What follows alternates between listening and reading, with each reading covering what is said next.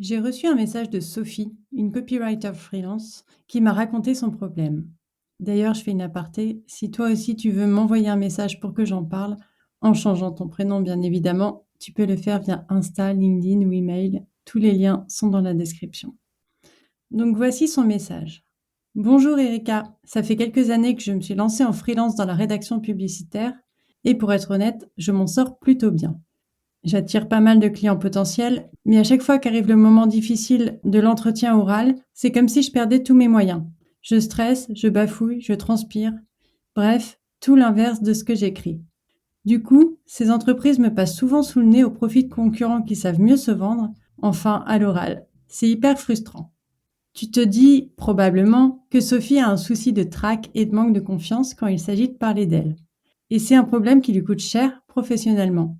Donc dans cet épisode, on va se pencher sur la confiance en soi au travail. C'est quoi exactement la confiance en soi et pourquoi c'est si important?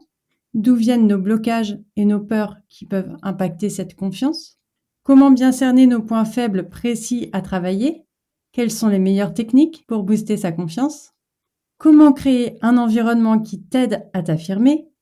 Et les pièges à éviter quand on manque d'assurance. Je suis Erika et je suis coach en gestion des émotions et plus globalement en intelligence émotionnelle. Et aujourd'hui, je vais apporter des éclairages et des conseils pour aider Sophie et tous ceux qui, comme elle, comme toi, ont du mal à s'affirmer malgré leur talent. Alors, comprendre la confiance en soi. Avant de savoir comment booster sa confiance, on va commencer par bien définir de quoi on parle exactement. Qu'est-ce que la confiance en soi? En l'occurrence, ici, dans le domaine professionnel. Pour te résumer, c'est une assurance que tu as à l'intérieur de toi. Un sentiment profond de croyance en tes compétences et en ta valeur au sein de ton métier ou de ton entreprise. Quelqu'un de confiant va pas hésiter à s'exprimer, à défendre ses idées et à prendre des initiatives. Il fera preuve de calme, de maîtrise dans ses échanges avec les autres, même sous pression.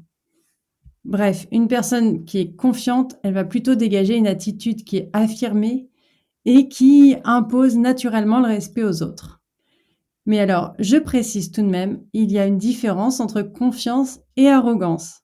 Souvent, on me dit, oui, mais si j'ai trop confiance en moi, on va croire, on va me trouver arrogant. Non, en fait, c'est pas du tout la même chose. La confiance, elle va plutôt s'appuyer sur une vision lucide de ses forces et de ses faiblesses.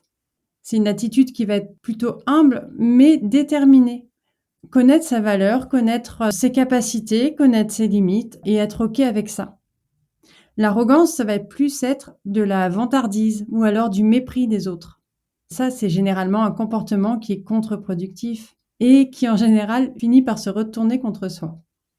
Donc, en gros, être confiant, c'est pas se prendre pour le roi du pétrole, c'est juste avoir conscience de sa valeur sans s'en vanter ni dénigrer celle des autres.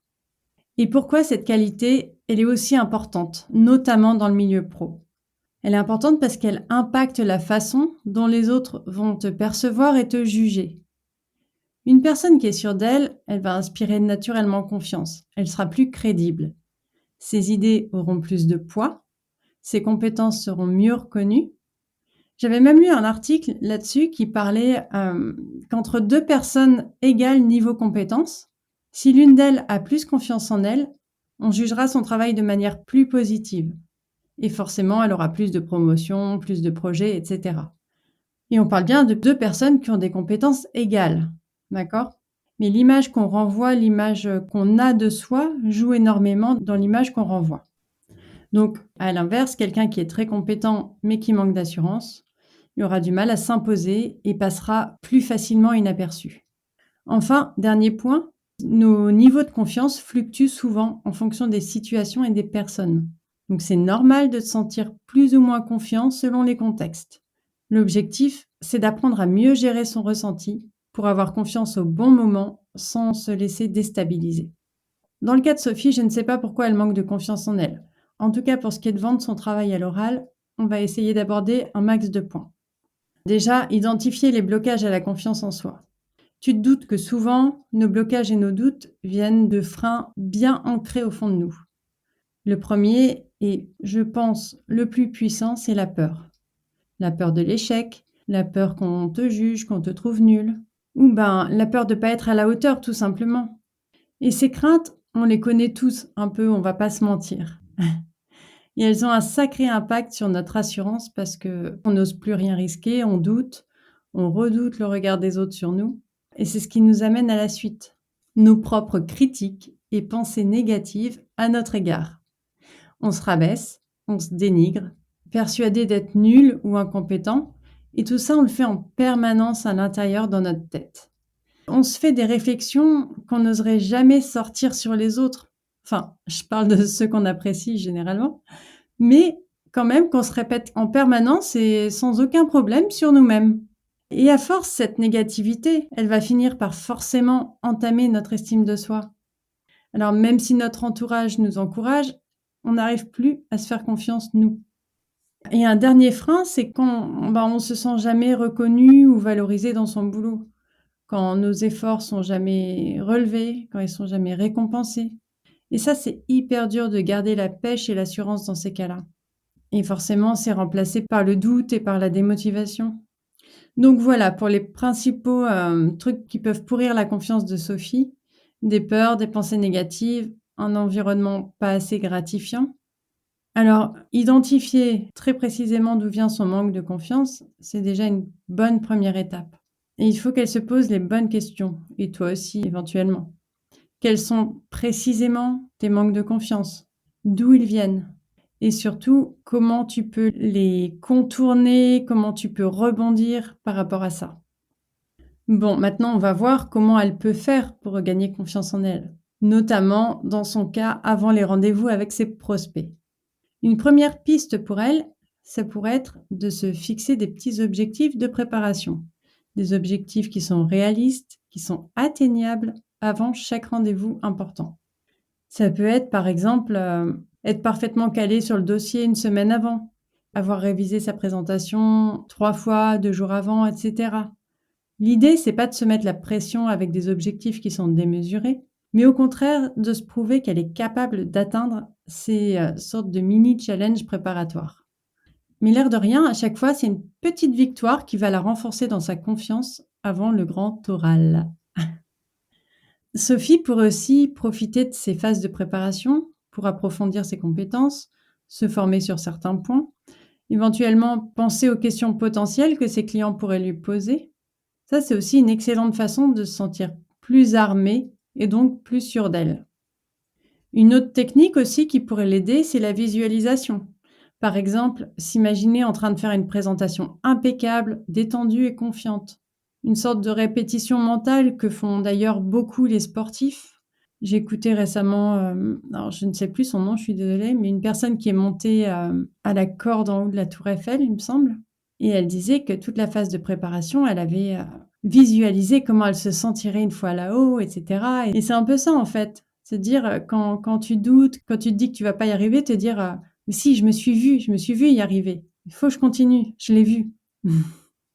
Et aussi, pour chacune de ces pensées négatives qu'on a, que tu as, qu'elle a, se demander si c'est vrai, si elle en a une preuve, mais aussi pas seulement si elle a une preuve que c'est vrai, mais aussi si elle a une preuve du contraire. Et après, se dire comment je peux faire pour que ce soit faux, ce que je pense, cette pensée négative. Qu'est-ce que je peux faire pour la rendre obsolète, pour la rendre fausse, pour la rendre inexacte? Par exemple, elle va me dire, je suis nulle pour expliquer ce que je peux apporter. Ok, alors comment tu peux mieux m'expliquer? Comment tu peux mieux t'y préparer? C'est pas se dire, je suis face à un mur, mais comment je peux le contourner? C'est une image que je prends, que j'ai déjà pris, je crois, dans le dernier épisode, mais c'est tellement vrai. Dites-vous, quand vous êtes face à un mur, vous pouvez creuser en dessous, vous pouvez le casser, vous pouvez l'escalader, vous pouvez le contourner. Le tout, c'est de trouver comment. Il y a aussi autre chose, c'est que souvent, en tant qu'indépendant qui vend un service, on se dit, je n'arrive pas à me vendre. Mais le truc, c'est qu'on ne se vend pas. On vend un service, et un service qui peut apporter énormément à une personne. J'imagine que si tu m'écoutes, c'est que tu as à cœur, en tout cas c'est l'audience que j'ai envie d'avoir, ce sont des personnes qui ont à cœur d'être mieux envers elles-mêmes, mais aussi d'apporter le mieux aux autres. Donc j'imagine que si tu m'écoutes, si tu vends quelque chose, veut le faire vraiment de manière bienveillante et vraiment apporter quelque chose à l'autre. Donc si je prends le cas de Sophie, elle, ce qu'elle vend, c'est un gain de temps. Elle vend un savoir-faire qui apportera une communauté, une reconnaissance ou des clients à la personne, à son client. Et donc de l'argent. Moi, par exemple, je vends un mieux-être, un meilleur avenir, plus serein, plus léger, de meilleures relations avec les autres, avec soi-même, et donc un mieux-être plus général. Et comment? En donnant la possibilité d'avoir les bagages pour vivre ses rêves, pour vivre la vie dont on rêve. Parce qu'on se sent mieux dans ses baskets et qu'on ose plus, qu'on se limite moins. C'est ça que je vends, c'est pas moi que je vends. Et pour Sophie et pour toi qui m'écoutes, c'est probablement la même chose. Il y a aussi un autre levier qui est important sur lequel Sophie peut s'appuyer, c'est le feedback extérieur. Recevoir des retours objectifs et bienveillants de la part de ses clients. Enfin, objectif. Un retour n'est pas objectif, mais en tout cas, un retour, dans tous les cas, de ses clients ou d'autres professionnels. J'en ai parlé dans l'épisode 57 qui s'intitule « Comment recevoir une critique sans se sentir mal ?» qui est précisément sur ce sujet. Mais en gros, faut pas voir les critiques comme des attaques personnelles, mais comme des pistes d'amélioration, en cherchant à bien comprendre ce qu'on nous reproche exactement. Dans le cas de Sophie, ce qu'on lui reproche au niveau de sa prestation orale. Quels sont ses points faibles à travailler en priorité selon ses clients, selon ses prospects? Et là, si elle identifie précisément ces axes de progrès, elle pourra mettre en place un plan d'action pour y remédier. Et à chaque amélioration, sa confiance en elle va se renforcer. Mais ces retours, le plus souvent, il faut les provoquer. Alors, elle peut poser des questions du style « Comment avez-vous perçu ma présentation ? Qu'est-ce qui pourrait être amélioré selon vous ? Qu'est-ce qui vous a fait douter ? Qu'est-ce qui vous a plu aussi, pour garder le bon ?» Et plus elle va multiplier ces occasions, plus elle aura une vision objective de son niveau et de ses progrès. Et donc, forcément, plus être indulgente et confiante envers elle-même. Le tout, c'est d'accueillir ces critiques sans les prendre comme des jugements définitifs. Donc voilà quelques pistes pour que Sophie puisse reprendre confiance en elle. Évidemment, ça ne fonctionne pas du jour au lendemain, mais petit à petit, avec de la persévérance, avec de l'entraînement, elle devrait peu à peu retrouver l'assurance qui lui manque pendant ses présentations aux clients.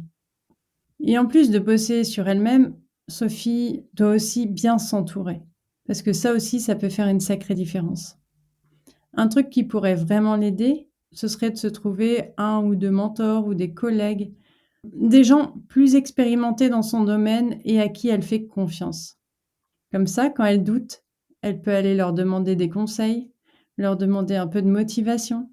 Et aussi, ça permet de partager ses galères, de se serrer les coudes et de se booster les uns les autres. Parce que quel que soit le niveau, entre guillemets, auquel on se trouve, on y a droit. On a aussi des doutes, on a aussi des galères, on a aussi des pertes de motivation. Et le pire, dans les moments de grosse pression comme ça, c'est de se sentir seule au monde. Il y a aussi un axe important sur lequel elle peut travailler, c'est ses compétences humaines et relationnelles. Ça peut être améliorer ses techniques de communication pour mieux se faire entendre et surtout respecter. Ça peut être travailler sa façon de s'exprimer, d'argumenter. Et tout ça, ça passe aussi par son langage corporel, le contact visuel, etc. En tout cas, dans son parcours pour retrouver confiance en elle, elle doit faire attention à des réflexes qu'on a souvent mais qui sont pas top. Par exemple, celui de se comparer aux autres. Vraiment, ça n'aide jamais. S'inspirer, oui, se comparer, non. Parce qu'on finit toujours par se dire « Oui, mais lui, elle, est tellement mieux que moi ». Ou alors, au contraire, à se surestimer. Et dans les deux cas, la vision de soi est faussée. Ce qu'il faut, c'est que Sophie se concentre uniquement sur ses progrès à elle, qu'elle reste fixée sur ses objectifs à elle, sur ses réussites à elle.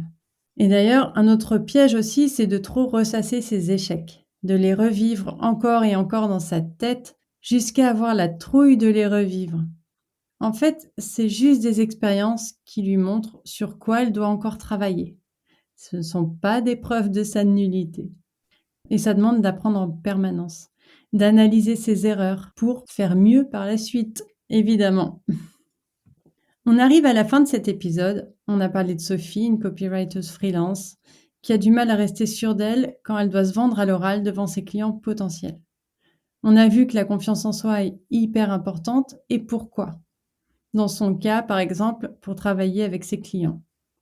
On a identifié les principaux trucs qui peuvent faire perdre confiance, comme la peur de se planter, les pensées négatives sur soi et un environnement où on n'est pas assez valorisé. Je t'ai parlé de plusieurs techniques pour retrouver de l'assurance, comme remettre en question ses croyances limitantes, demander des retours ou se fixer des petits objectifs atteignables avant chaque présentation. J'ai évoqué aussi les pièges à éviter, comme trop se comparer aux autres ou trop ressasser ses erreurs passées. Mais la conclusion, c'est que la confiance en soi, c'est un atout indéniable dans le milieu pro. Mais ça demande du travail sur soi sur la durée. En identifiant tes blocages, en remettant en cause tes croyances et en accumulant les petites réussites, tu peux, peu à peu, reconstruire une confiance en toi. Si c'est quelque chose qui t'empêche d'avancer ou que tu veux en discuter, tu peux me contacter. Tu trouveras encore une fois tous les liens en description de l'épisode. Je te dis à la semaine prochaine et je t'embrasse.